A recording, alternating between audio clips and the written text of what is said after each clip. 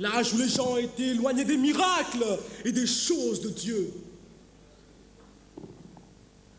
C'est ainsi que j'entendis la voix de Dieu me dire: Noé, mon serviteur, construis une arche, car je vais détruire la terre par l'eau. Cela voulait simplement dire qu'il allait pleuvoir, alors qu'il n'avait jamais plu.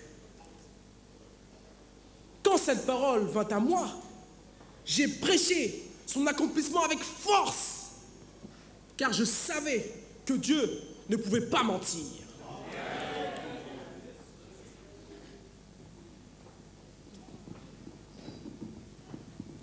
Écoutez-moi, entrez dans l'arche, fouillez ce monde de péché, il va bientôt pleuvoir. Monsieur Noé. Comment vas-tu prouver scientifiquement qu'il y a de la pluie là-haut alors qu'on ne voit rien? Je ne sais pas où aller, mais si Dieu l'a dit, cela règle la question. Monsieur Noé. Je peux t'appeler Noé, peut-être, Noé. Permettez-moi de vous dire une chose. S'il devait avoir une chose telle que la pluie là-haut, Dieu devait descendre, prendre la pluie ici-bas et l'amener là-haut. Comment ferait-il cela? Je ne sais pas. Ce qu'il m'a dit simplement, c'est de construire une arche pour me mettre à l'abri de sa colère. Écoutez-moi, je lance un dernier appel. Entrez dans l'arche, je vous en prie. Fouillez ce monde de péché, il va bientôt pleuvoir. Monsieur Noé. Papa Noé. Vraiment.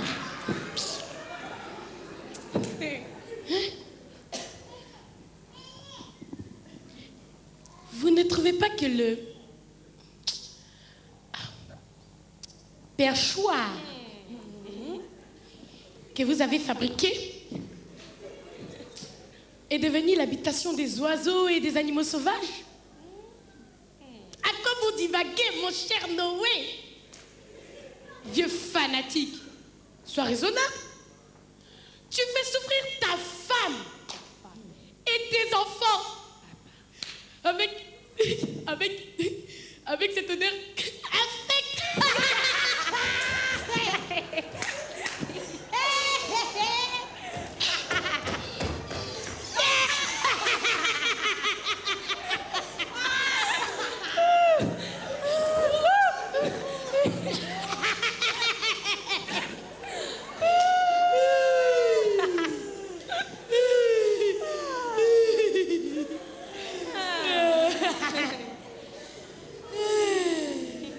Ils se sont moqués de moi et m'ont ridiculisé. Et moi-même, je cherchais la pluie toute la journée. Il n'y en avait pas. 6 jours passés, pas de pluie. Mais Dieu n'avait pas fixé un temps. Il avait seulement dit, il va pleuvoir.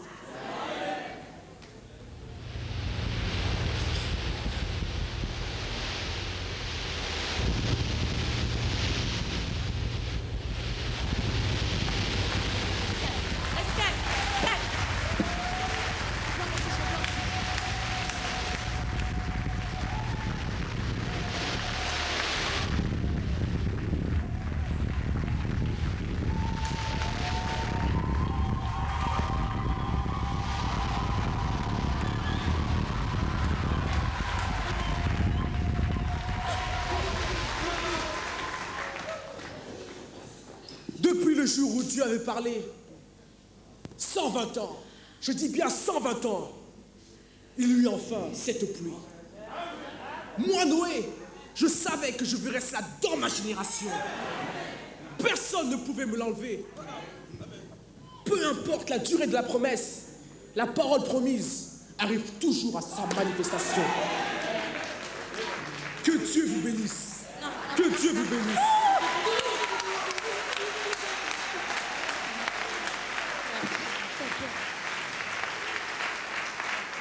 Nous appelons le deuxième témoin de la défense, le croyant Abraham. Oh non. Oh non. Oh non, pas lui. Venez, racontez ça.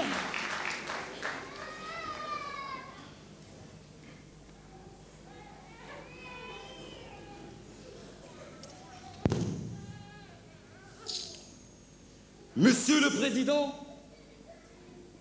Monsieur les jurés, mes frères, mes sœurs, Shalom.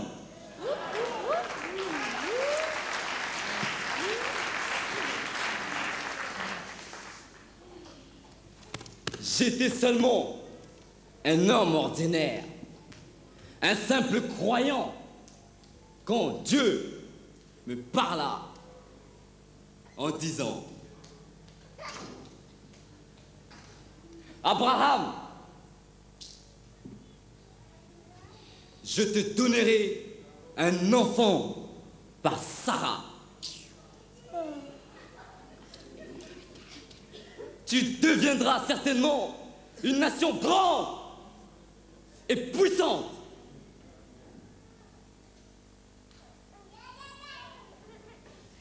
J'avais 75 ans et ma femme Sarah 65 ans.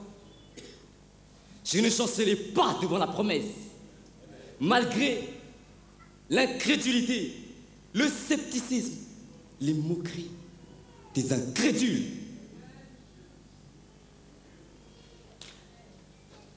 Un jour, alors que j'étais devant ma tente dans le désert, pendant la chaleur du jour,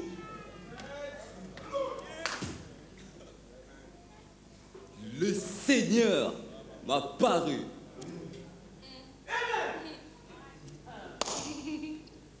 Il y avait 3 hommes. 2 allèrent à Sodome.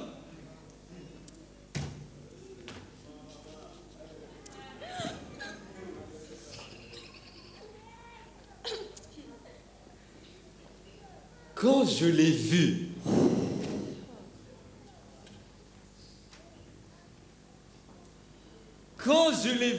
mes frères, je tombais à ses pieds.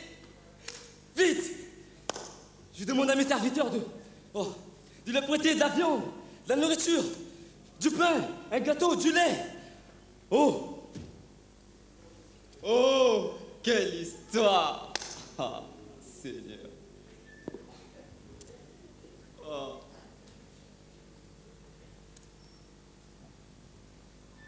Dieu!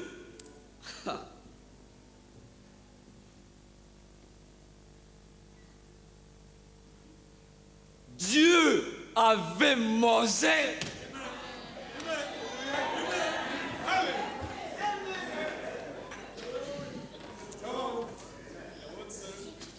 Jéhovah.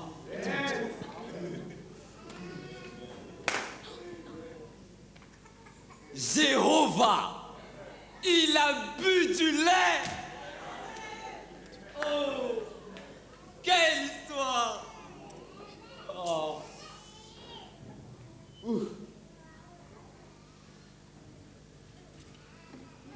Et une fois rassasié,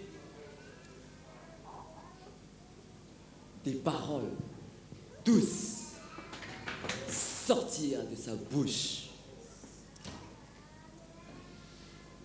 Au temps marqué, à la même époque, ta femme Sarah aura un fils. Peu importe l'incrédulité de ma femme, cela n'annulera rien. La parole de la promesse, c'était pour moi une substance. Depuis ce jour-là, je niais toute incrédulité, toute incroyance et tout scepticisme. Je donnais gloire et louange à Dieu. Alléluia! Là, c'est bon, hein.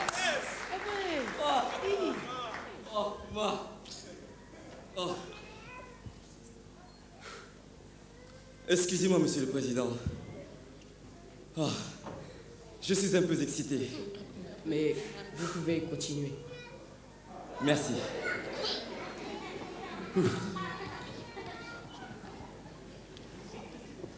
j'étais vieux. Et Sarah pouvait à peine marcher. Sa matrice était morte et sa source de vie sèche.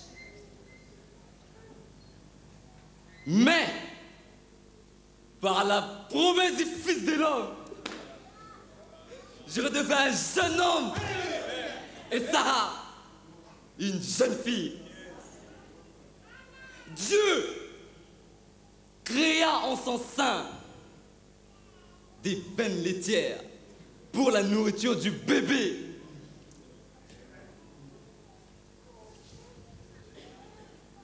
Et elle était devenue belle.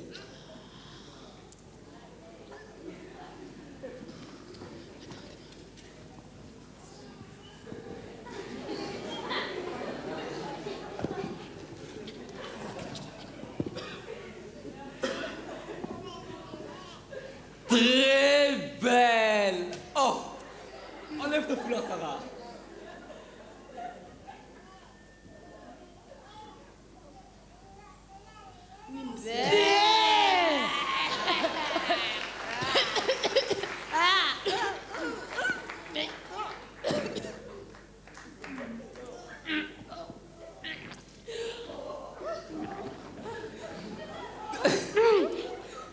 Elle était devenue tellement belle que le roi Abimelech, il voulait me l'arracher, mon Dieu, il voulait me l'arracher.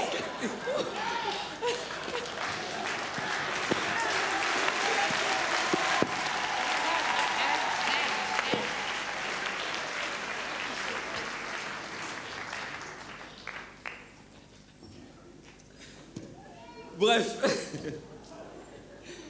ainsi, 25 ans après, Sarah eut ce bébé. Scroc. Des incrédules, ils ont tout fait. Ils ont tout fait pour me décourager. Ils ont même tenté de me persuader que j'avais tort de continuer à croire.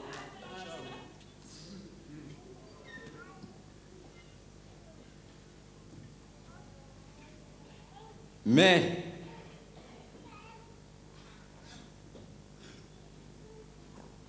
comme une fiancée se tient sur la promesse de son fiancé,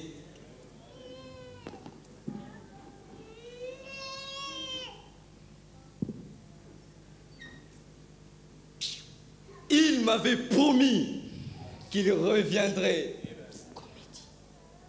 J'y avais cru. Et un jour, cela s'est manifesté. Je donne gloire et louange à Dieu pour l'accomplissement de sa promesse. Oh, que Dieu vous bénisse.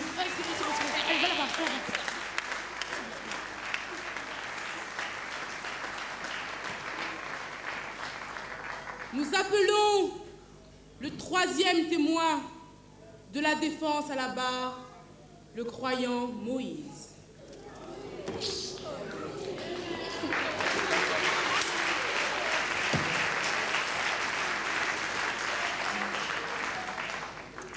Monsieur le Président, messieurs les jurés, mes frères, mes sœurs, moi, Moïse, je suis né libérateur. Mais pour accomplir ce dessein, je devais me rendre dans le désert pendant 40 ans. Je dis bien 40 ans pour me débarrasser de l'éducation reçue en Égypte. Pendant que j'étais chez mon beau-père Jéthro, Dieu m'a paru sur la montagne dans un buisson ardent et me parla d'une voix puissante, disant, « Moïse, Moïse, j'ai vu la souffrance de mon peuple.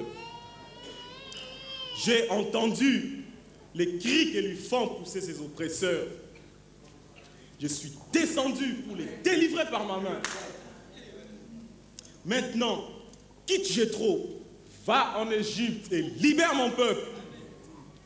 Je te serrai dans ta bouche pour confirmer la parole. Je te fais Dieu et Aaron ton prophète. Alléluia! Alléluia. Merci Seigneur.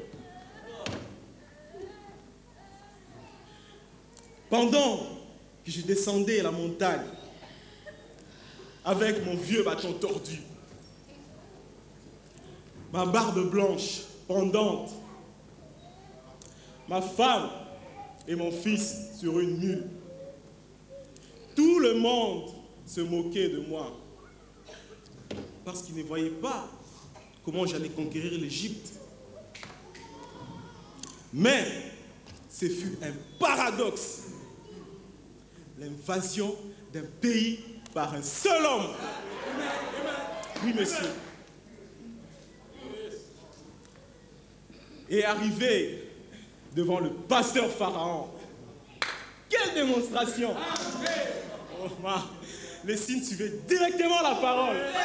C'était la démonstration de la puissance de Jéhovah. Quelque temps après, les imitateurs essayèrent de rendre la promesse obscure. Mais je suis resté ferme sur la promesse. Je savais que je l'avais identifiée. Par ses caractéristiques, j'avais compris que c'était la voie finale. Et comme évidemment, la parole a toujours raison, le pasteur Pharaon finit par libérer les enfants d'Israël. Tu triomphes, Moïse. La loi d'un esclave s'impose à l'Égypte. Tu fus sauvé des eaux du Nil pour faire mon malheur. Ton ombre s'est dressée entre moi et mon père, entre moi et ma renommée, entre moi et ma reine. Ton ombre apporte partout la mort avec elle. Sors du pays d'Égypte avec ton peuple.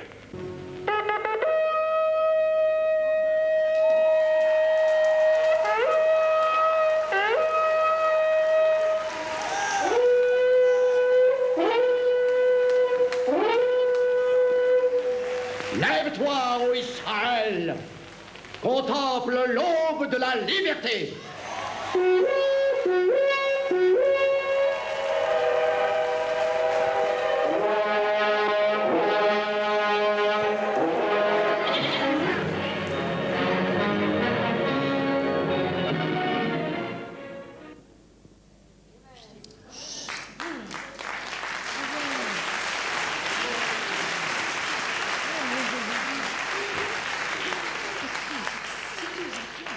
Au temps marqué, Dieu a ouvert la mer Rouge et nous fûmes alors hors d'Égypte.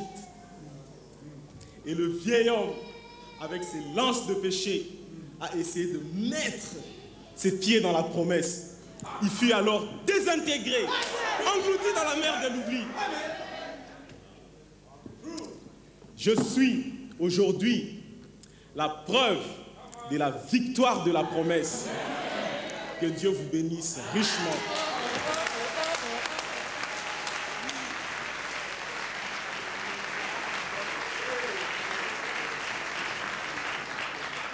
Nous appelons à la barre le 4e témoin de la défense, c'est le croyant Josué.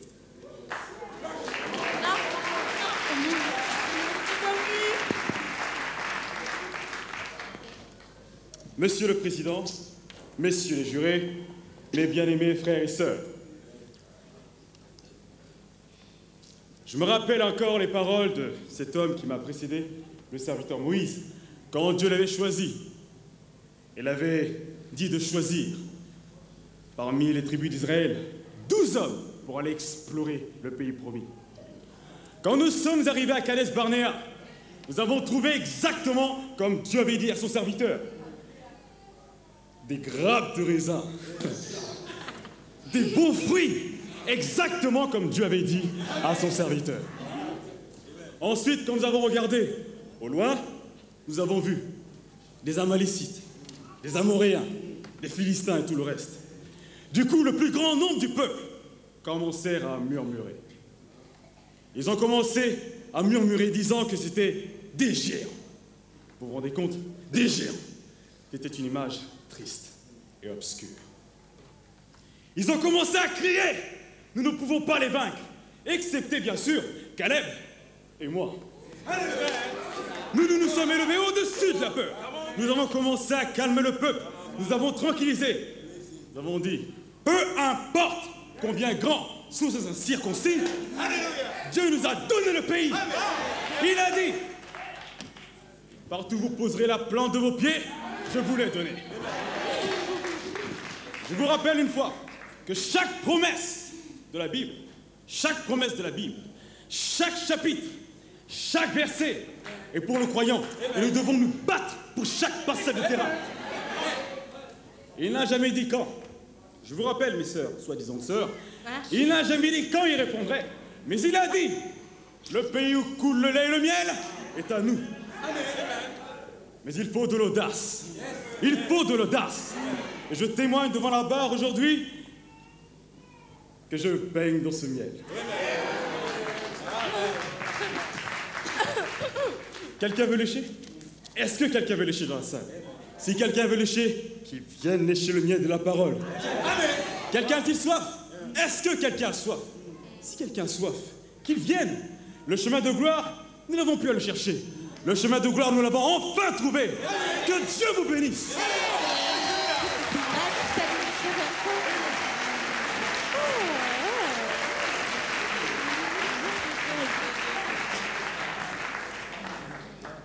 Nous appelons à la barre le 5e et dernier témoin de la défense, le révérend William Marion.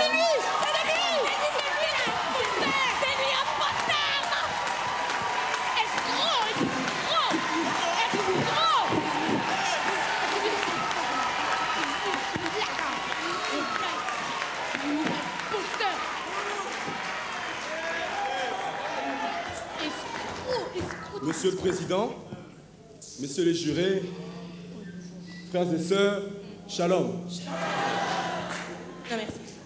Je suis à la barre aujourd'hui afin de prendre la défense de la parole de Dieu, laquelle je sais être la vérité.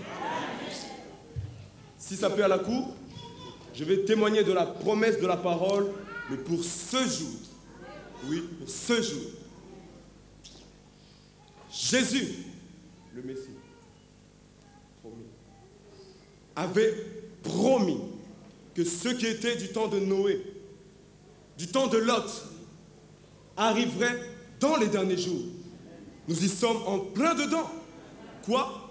Christ, retournant dans sa forme parole, œuvrant dans des êtres humains, montrant les mêmes signes qu'il avait promis qu'il accomplirait. Malachie 4. Voici, je vous enverrai Élie le prophète. Hébreux 13, 8. Jésus-Christ est le même hier, aujourd'hui et éternellement. Apocalypse 10. Au jour de la voix du 7e ange, tous les mystères seront révélés. Jean 14, 12. Les œuvres que je fais, vous les ferez aussi. Car je serai avec vous et même en vous. Qu'est-ce que c'est? Christ le même hier, aujourd'hui, éternellement. Il est le même. Il n'a pas changé. Maintenant, qu'a-t-il promis pour se manifester lui-même? Écoutez. Dans un homme, une chair humaine, comme au temps d'Abraham, le Fils de l'homme. Remarquez, pas le Fils de Dieu maintenant, mais le Fils de Dieu dans un Fils de l'homme. La promesse de l'homme. Alléluia. Oh, merci Seigneur.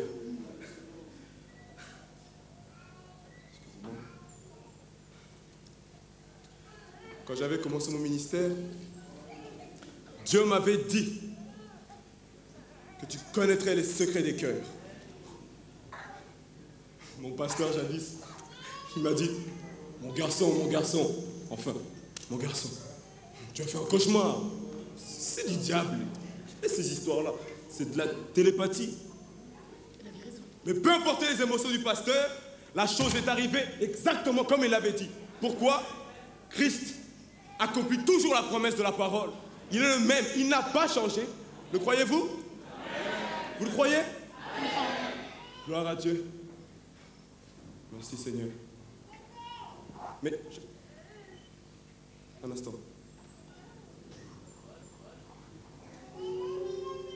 Un instant.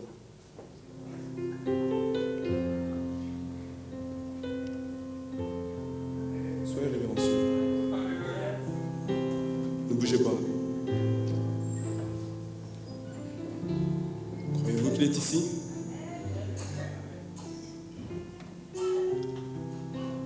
Un instant.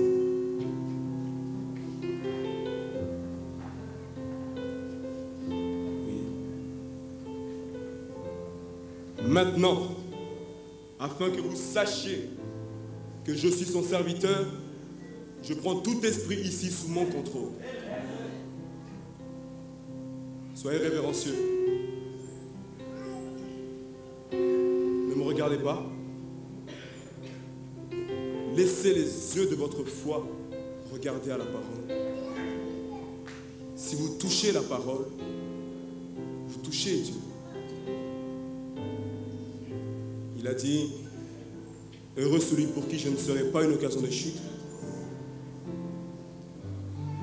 Moi, je ne suis qu'un don.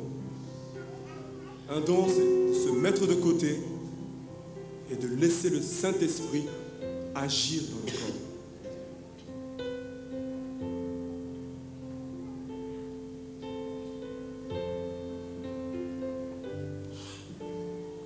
Monsieur qui êtes là, je ne vous connais pas.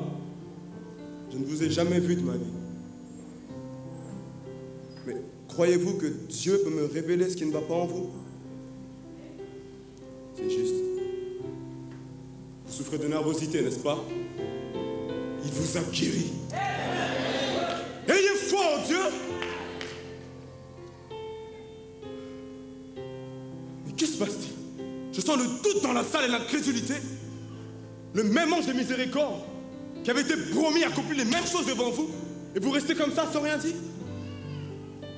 N'avez-vous pas honte? Les promesses de Dieu s'accomplissent devant vos yeux. Dieu avait promis cela dans sa parole. Il l'accomplit devant vos yeux. Ce n'est pas du théâtre, c'est la réalité. Les mêmes signes qu'il avait promis s'accomplissent devant nous. Et nous restons sceptiques, impatients, incrédules. Honte à vous!